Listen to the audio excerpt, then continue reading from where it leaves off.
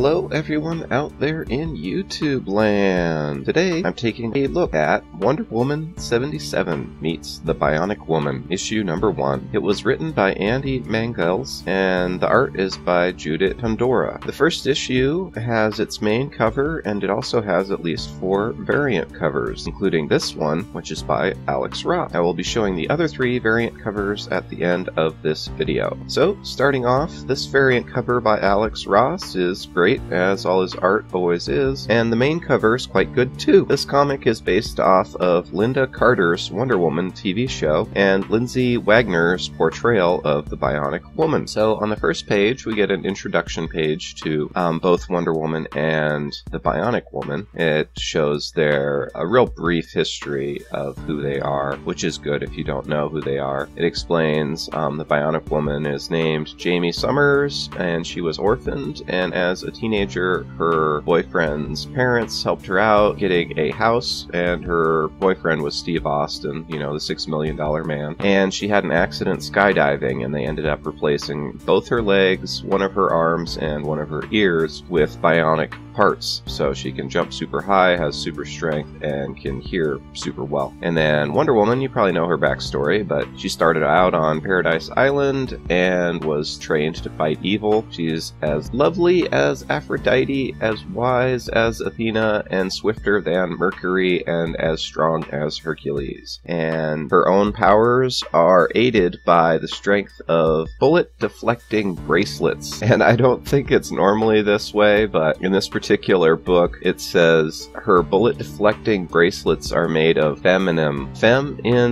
So it's like feminine, like it's an element. Femininum, like titanium, but femininum. So yeah, there's that. You know, I don't know why they try so hard to make everything political and gender-based. I'm a guy, I'm a 32-year-old guy. I'm pretty sure, though, I can enjoy a book about the Bionic Woman and Wonder Woman without having gender shoved down my throat. So anyways, there's a little bit about their backstory. I love Wonder Woman, and I don't care what what made-up metal that doesn't exist in the DC universe anyway. I don't care about that. Just say she has magic bracelets. So anyway, on the very last panel of this first page, it says Washington, D.C., 1977. It shows an explosion. And it's Diana Prince walking down the street in her regular clothes, and she says, "Oh no, the Kramer building. The meeting will have to wait. I've got to help anyone who's hurt." So you get her classic spin there, where she transforms from her regular clothes to her Wonder Woman outfit, just like in the show. And she taps her star on her tiara, and it calls the invisible plane, which I didn't know that was something she can do, but maybe in the Linda Carter version she can. So she's got the invisible jet on the way, and she's running to help. And on the bottom panel you see the Bionic Woman was in a cab going by too, and she gets out to help. So the next page is really great. It's one of the best pages in this book. It says Wonder Woman 77 meets the Bionic Woman and then below it says when Diana met Jamie. And it's a great splash page. You see Wonder Woman there picking up rubble, and they're both running up to help people, and that's pretty cool.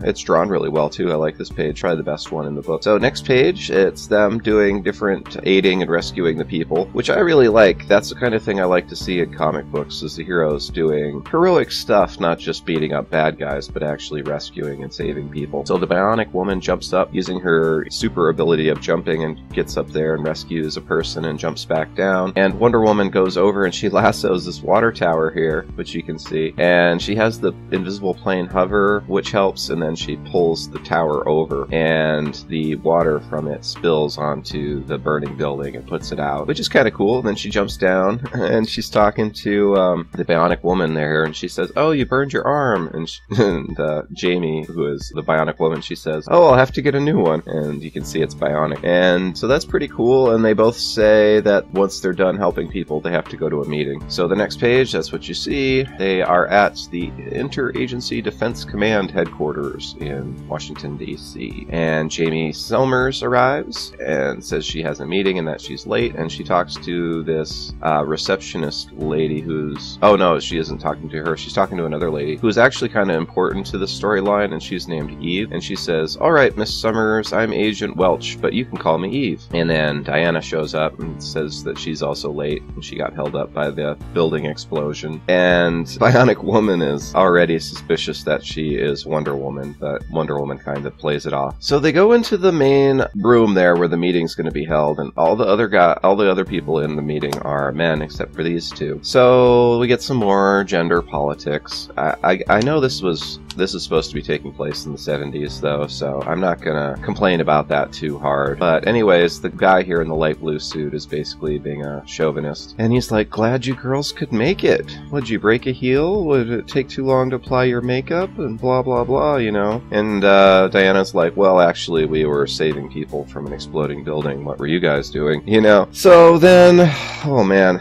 this is probably the one thing, aside from the little political stuff, that I don't like about this comic, is it has so much dialogue. So this next page, as you can see, it's got speech bubble after speech bubble, and what they're talking about is this cabal, a new paramilitary cabal known as Castra, and they have to go and stop them before they do terrorist stuff. And they go through their entire plan with lots of dialogue, which to me it seems like they got a writer who maybe writes novels and doesn't write comic books, because all of this dialogue of them going through their plan we're gonna see in the following pages when they go through the actions of their plan. And generally comic books are really light on dialogue. You say as much as you have to, you know, bury the reader in words. And it took me a while to get through this, just not because I'm a slow reader, but just because it was so boring. I stopped reading multiple times. And I don't know, I mean, I know women like action too, so I don't know if they're thinking that they're writing a book for women, so women like to talk, so we gotta have a lot of talking. But they don't even stick to that, because towards the end there's a lot of action. So it's just a personal complaint of mine, and the dialogue isn't even that good.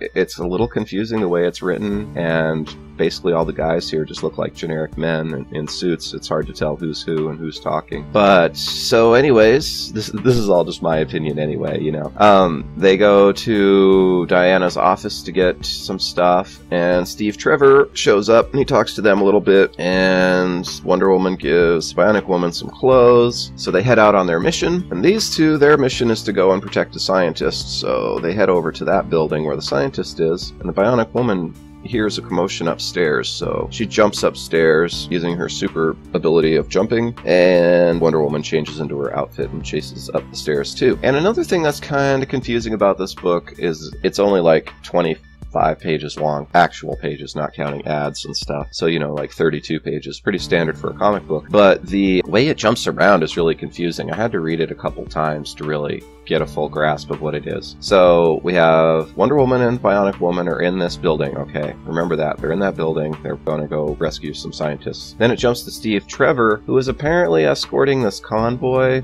and it gets attacked. And we get some really poorly drawn action scenes, like really poorly drawn. Like these look like almost, you know, unfinished sketches that someone had to color in. So that's pretty weak, and you know, there's some shooting and stuff, but it's kind of hard to really tell what's going on. And then it jumps to, so this is 3 consecutive pages. Each page it goes to a different scene with different characters, just to make sure you're very confused. So we had that first page there, okay, Bionic Woman and Wonder Woman.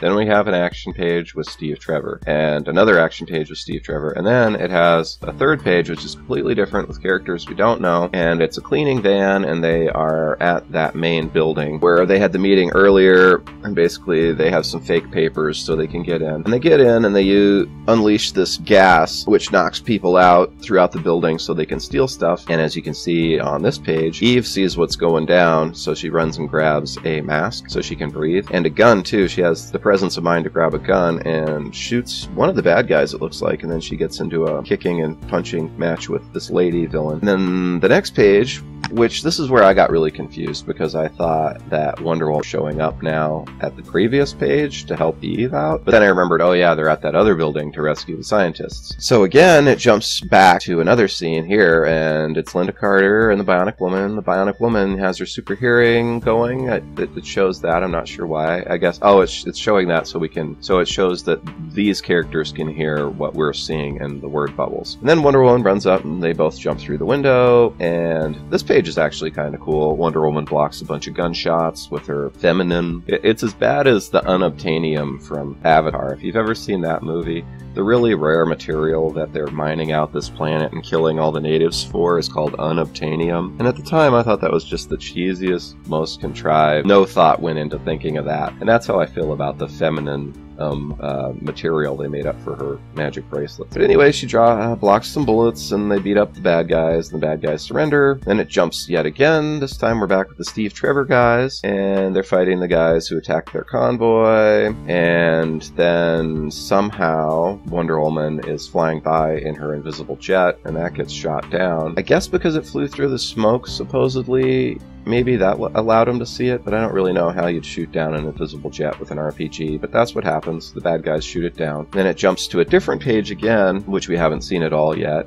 and it's a doctor passed out on the ground, and the evil person there stealing technology from that building where everything was going down, where everyone got gassed. And then it's back to the next page, and Wonder Woman and the Bionic Woman have landed the jet. Apparently it wasn't damaged, and they're talking to Steve Trevor, and they get a report on the radio about the main building being attacked. So they're all going to go back there, and then it's the last page. They show up at the main building, and it says, "Oh no, they killed Joe Atkinson," which is one of the characters.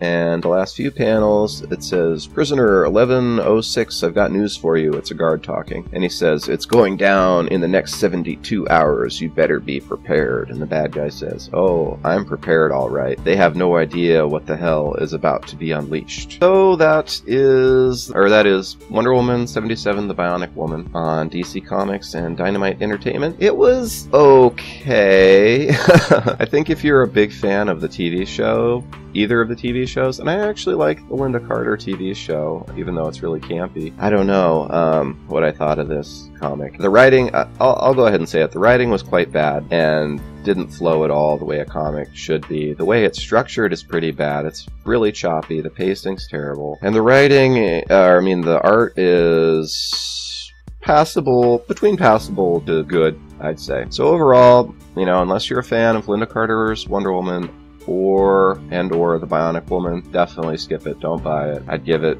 maybe a 5 out of 10, and that means it's acceptable. A 5 out of 10 to me is like a C+. It's like, oh, you finished your homework, you turned it in, good job. So that's Wonder Woman 77 meets the Bionic Woman, issue number 1 from 2017. If you've read it, let me know in the comments what you thought. Maybe you had a very different take on it than I did. And that's all for now. Thanks for watching. And as always, if you aren't subscribed, please subscribe. And that's all for now. End of line.